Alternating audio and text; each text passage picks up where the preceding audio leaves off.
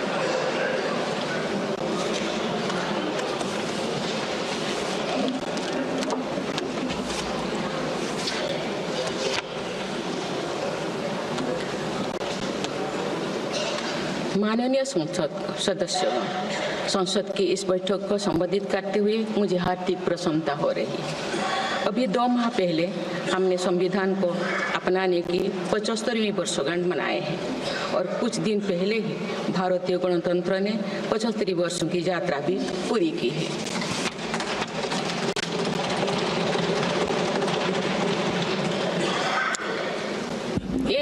अवसर लोकतंत्र की जननी के रूप में भारत के गौरव को नई ऊंचाई देगा। मैं सभी देशवासियों की तरफ से बाबा साहेब आम्बेडकर समेत सभी संविधान निर्माताओं को नमन करती हूँ। माननीय सदस्यगण, इस समय देश में महाकुंभ का ऐतिहासिक पर्व भी चल रहा है। महाकुंभ भारत की सांस्कृतिक परंपरा का, भारत की सामाजिक चेतना का पर्व है। देश और दुनिया से आए करोड़ों श्रद्धालु प्रयागराज में पूर्ण स्नान कर चुके हैं। मैं मोनो अमावस्या के दिन हुई हादसे पर अपना दुख व्यक्त करती हूँ। घायलों के शीघ्र स्वस्थ होने की कामना करती हूँ। कुछ दिन पहले ही हमने देश के पूर्व प्रधानमंत्री डॉक्टर मनमोहन सिंह जी को खोया है। मनमोहन सिंह जी ने 10 वर्ष तक प्रधानमंत्री के रूप में देश की सेवा की। वे लंबे समय तक संसद के सदस्य भी रहे। मैं मनमोहन सिंह जी को भावभीनी श्रद्धांजलि अर्पित करती हूँ। माननीय सदस्यगण, भारत की विकास यात्रा की इस अमृतकाल को आज मेरी सरकार अभूतपूर्व उपलब्धियों के माध्यम से नई ऊर्जा दे रही है। तीसरे कार्यकाल में 3 गुना तेज गति से काम हो रहा है। आज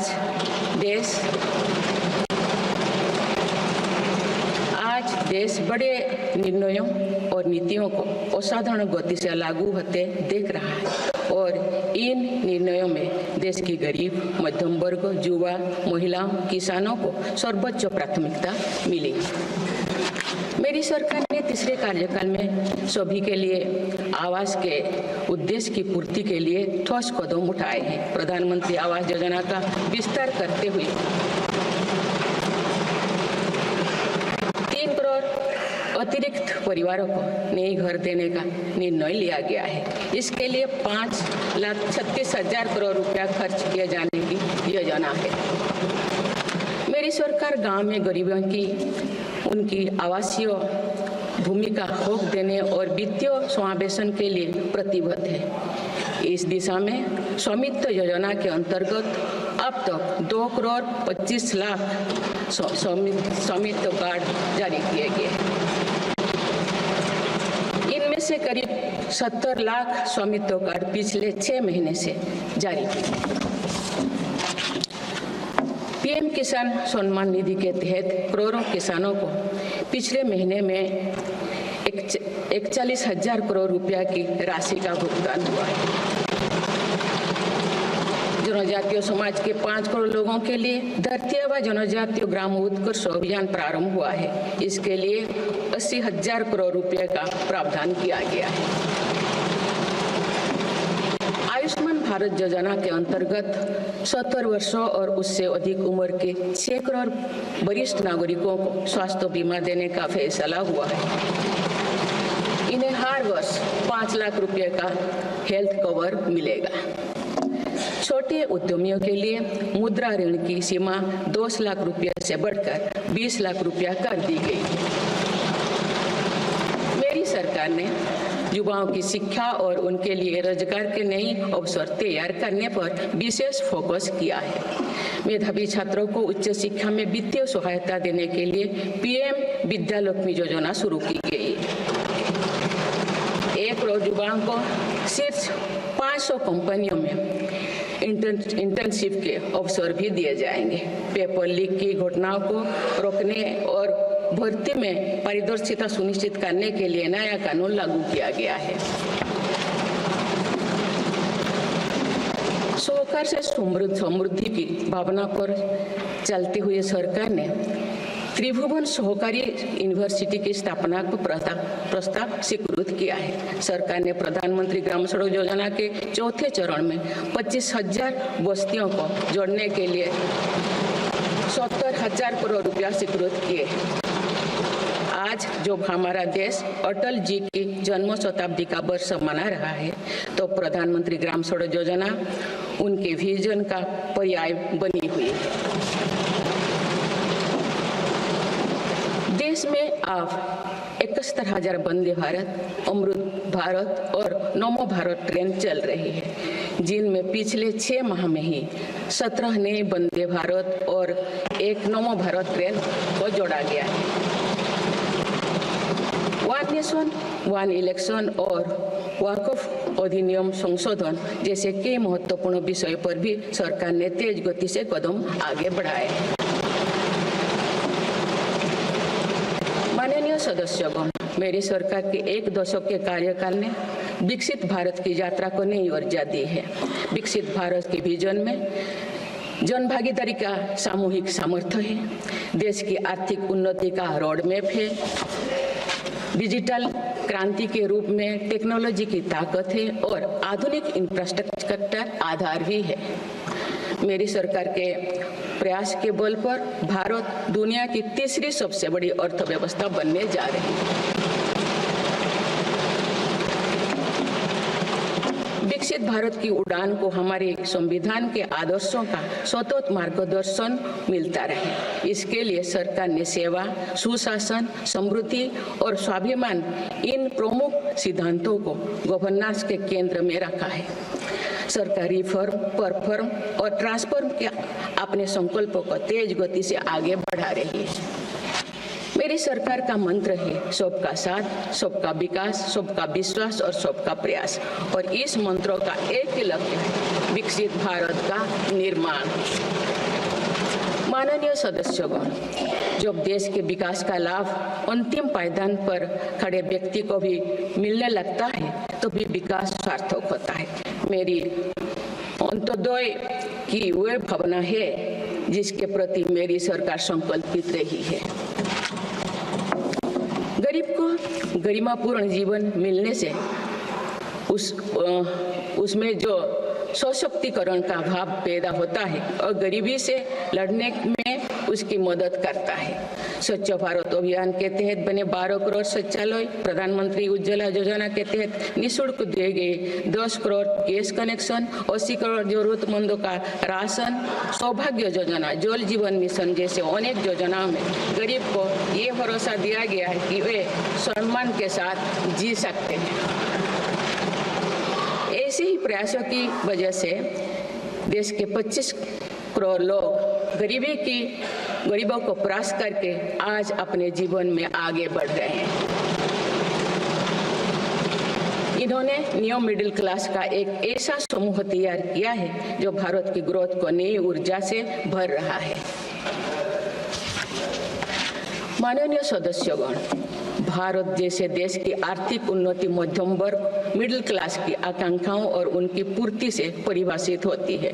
मध्यम वर्ग जितने बड़े सपने देखेगा, देश उतने ही ऊंचा उड़ान भरेगा। मेरे सरकार ने मुक्त स्वर से मध्यम वर्ग के योगदान को न केवल स्वीकारा है बल्कि हर मौके पर उसे सराहा भी है। सरकारी कर्मचारी भी मिडिल क्लास के अहम प्रतिनिधि है। हाल ही में मेरी सरकार ने सरकारी कर्मचारियों के कल्याण के लिए 8वें वेतन आयोग के गठन का निर्णय लिया है। ये निर्णय आने वाले वर्षों में सरकारी कर्मचारियों के वेतन में बड़ी वृद्धि का आधार बनेगा। केंद्र सरकार के लाखों कर्मचारियों का यूनिफाइड पेंशन स्कीम के तहत 50% सुनिश्चित पेंशन देने का निर्णय भी लिया गया है, जिसका व्यापक स्वागत हुआ है। मध्यम वर्ग का अपने घर का सपना पूरा करने के लिए भी मेरी सरकार प्रतिबद्ध है। रेरा जैसे कानून बनाकर मध्यम वर्ग के सपने को सुरक्षा दी गई है। घर के लिए लोन पर सब्सिडी दी जा रही है। उड़ान योजना ने लगभग 1.5 करोड़ लोगों का हवाई जहाज में उड़ने का सपना पूरा किया गया है। जन औषधि केंद्रों में 80% रियायती दरों पर मिल रही दवाओं से देशवासियों की 30,000 करोड़ रुपये से ज़्यादा बचे हैं। हर विषय की पढ़ाई के लिए सीटों की संख्या में भी कई गुना बढ़ोतरी का बहुत लाभ मध्यम वर्ग को मिला है। राष्ट्र निर्माण में करदाता के योगदान को मेरी सरकार ने सम्मान देते हुए टैक्स से जुड़े मसलों को आसान किया है। टैक्स विवादों को कम करने के लिए फेसलेस मूल्यांकन की शुरुआत कर पारदर्शिता बढ़ाई गई है। आप देश में 75 वर्ष से अधिक उम्र के वरिष्ठ नागरिकों को जिन्हें सिर्फ पेंशन मिलती है, आयकर रिटर्न दाखिल करने के संबंध में स्वयं निर्णय लेने का अधिकार दिया गया है। माननीय सदस्यगण, मेरी सरकार महिलाओं के नेतृत्व में देश को सशक्त बनाने यानी ह्यूमन लेड डेवलपमेंट में विश्वास करती है। नारी शक्ति बंधन अधिनियम के द्वारा लोकसभा और विधानसभा में महिलाओं के लिए आरक्षण इस दिशा में एक महत्वपूर्ण कदम है। राष्ट्रीय ग्रामीण आजीविका मिशन के तहत 91 लाख से अधिक स्वयं सहायता समूहों को सशक्त किया जा रहा है। देश की 10 करोड़ से भी अधिक महिलाओं को इसके साथ जोड़ा गया है। इन्हें कुल 9 लाख करोड़ रुपए से अधिक की राशि बैंक लिंकेज के माध्यम से वितरित की जा रही है। मेरी सरकार का लक्ष्य देश में 3 करोड़ लखपति दीदी बनाने का है। आज 1 करोड़ 15 लाख से भी अधिक लखपति दीदी एक गरिमामयी जीवन जी रहे हैं। इनमें से लगभग 50 लाख लखपति दीदी बीते 6 महीने में बनी हैं। ये महिलाएं एक उद्यमी के रूप में अपने परिवार के आय में योगदान दे रहे हैं। इंश्योरेंस फॉर ऑल की भावना के साथ कुछ महीने पूर्व ही बीमा सखी अभियान भी शुरू किया गया है। हमारे बैंकिंग और डिजी पेमेंट्स सखियां दूर दराज के इलाकों में लोगों को वित्तीय व्यवस्था से जुड़ने में महत्वपूर्ण भूमिका निभा रहे हैं। कृषि सखियां नेचुरल फार्मिंग के बढ़ावा दे रही हैं और पशु सखियां के माध्यम से हमारा पशुधन मजबूत हो रहे हैं। ड्रोन दीदी योजना महिलाओं के आर्थिक और तकनीकी सशक्तिकरण का माध्यम बने हैं। ये एक संसद के लिए, इस संसद के लिए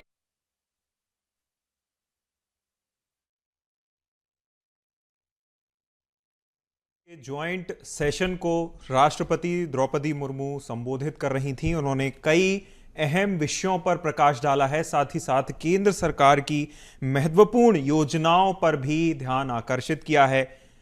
राष्ट्रपति ने महाकुंभ हादसे पर दुख जताया है, साथ ही साथ जो घायल हैं उनकी रिकवरी के लिए उन्होंने प्रार्थना भी की है। उन्होंने कहा कि सरकार का फोकस, अधिक से अधिक फोकस युवाओं के रोजगार पर है।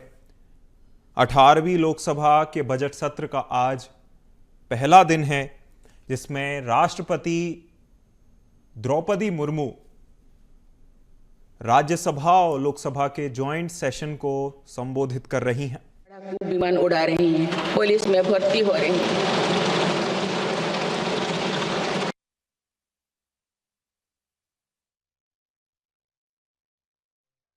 द्रौपदी मुर्मू को सुन रहे हैं आप, जहां संसद के में राज्यसभा और लोकसभा की ज्वाइंट सेशन को राष्ट्रपति द्रौपदी मुर्मू संबोधित कर रही हैं।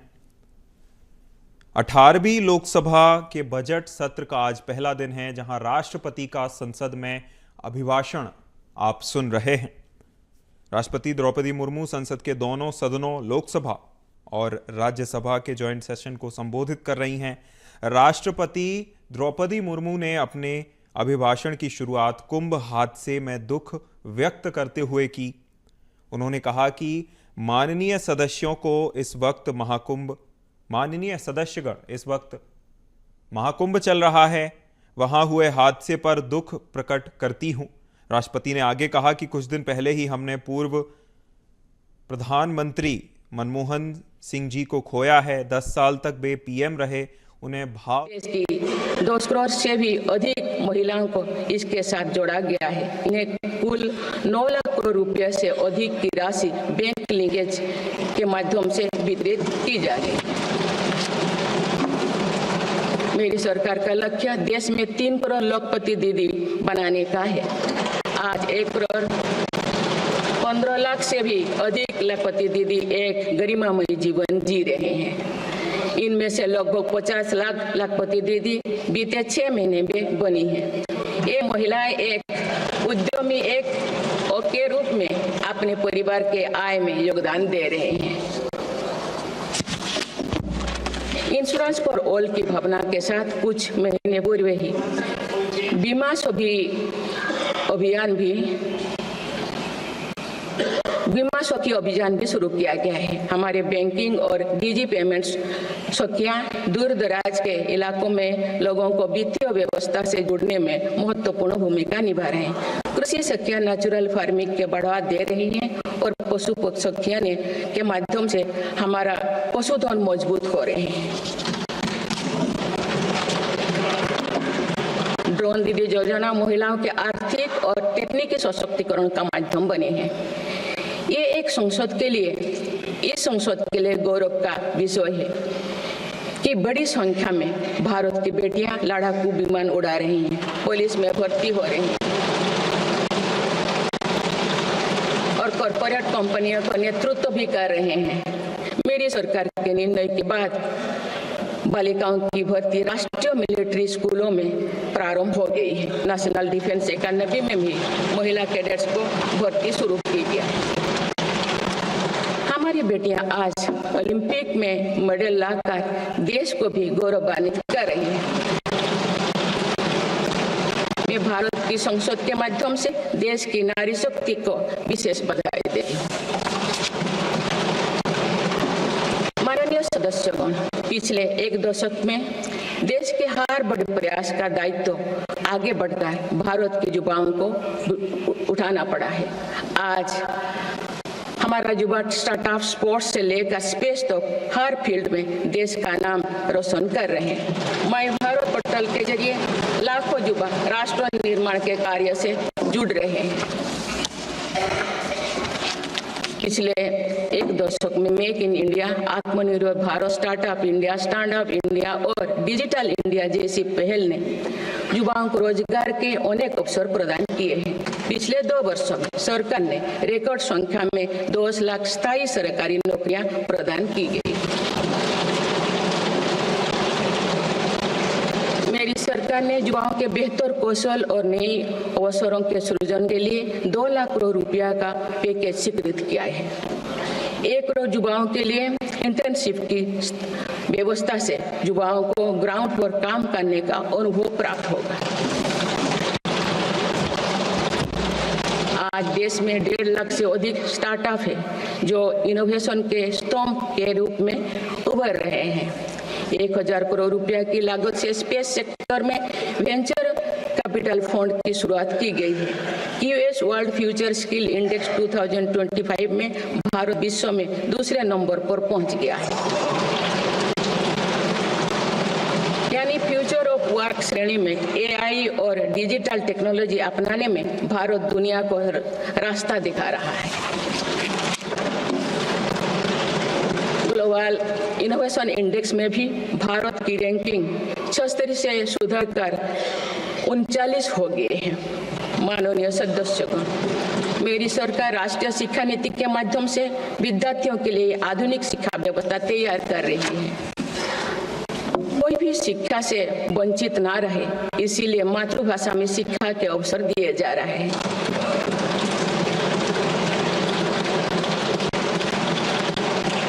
विभिन्न भर्ती परीक्षाएं 13 भारतीय भाषाएं में आयोजित कर भाषा संबंधी बाधाओं को भी दूर किया गया है।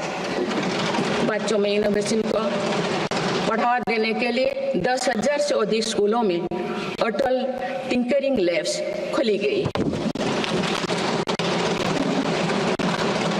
ईज ऑफ डूइंग रिसर्च के लिए हाल ही में 1 नेशन 1 सब्सक्रिप्शन स्कीम लागू कर दिया है। इससे अंतर्राष्ट्रीय शोध की सामग्री निःशुल्क उपलब्ध हो सकेगी। पिछले 1 दशक में उच्च शिक्षण संस्थाओं की संख्या बढ़ी है। इनकी गुणवत्ता में भी व्यापक सुधार हुआ है। यूएस विश्व यूनिवर्सिटी एशिया रैंकिंग में हमारे 163 विश्वविद्यालय शामिल हुई है। नालंदा विश्वविद्यालय के नए कैंपस का शुभारंभ कर शिक्षा में भारत का पुराना गौरव वापस लाया गया है। वो दिन भी दूर नहीं जो भारत में निर्मित गगनयान में एक भारतीय नागरिक अंतरिक्ष में जाएगा। कुछ दिन पहले स्पेस डॉकिंग में सफलता ने भारत के अपने स्पेस स्टेशन का मार्ग और आसान कर दिया गया। कुछ दिन पहले इसरो ने अपना 100वां लॉन्च करते हुए सैटेलाइट के सफलतापूर्वक स्थापित किए। मैं इस उपलब्धि के लिए भी इसरो को और सभी देशवासियों को बधाई देती हूँ। माननीय सदस्यगण, मेरी सरकार ने देश में विश्व स्तरीय स्पोर्ट्स वातावरण बनाने की दिशा में खेलो India scheme, target Olympic podium scheme यानी स्टॉप्स राष्ट्रीय स्पोर्ट्स यूनिवर्सिटी स्थापित करके देश को आगे कदम बढ़ाए। दिव्यांग के लिए ग्वालियर में विशेष खेल केंद्र खोला गया है। भारत की टीमों में चाहे ओलंपिक हो या फिर पैरालंपिक, हर जगह बेहतरीन प्रदर्शन किया गया है। हाल ही में विश्व शतरंज चैंपियनशिप में भी भारत ने अपना परचम लहराया। फिट इंडिया मूवमेंट चलाकर हम सशक्त युवा शक्ति का निर्माण कर रहे हैं।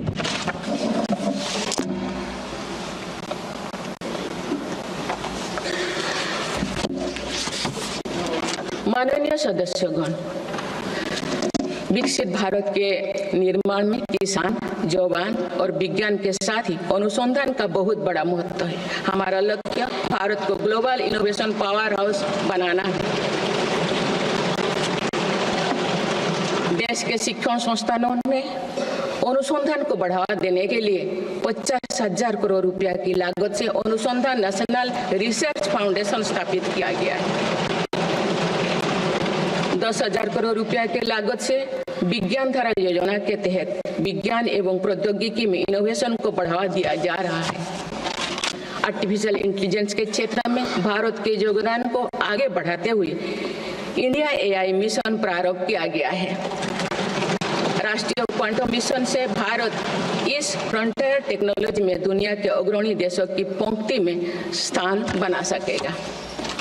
मेरी सरकार देश में बायो मैन्युफैक्चरिंग को बढ़ावा देने के उद्देश्य से बायो ई-ट्री पॉलिसी लाई है।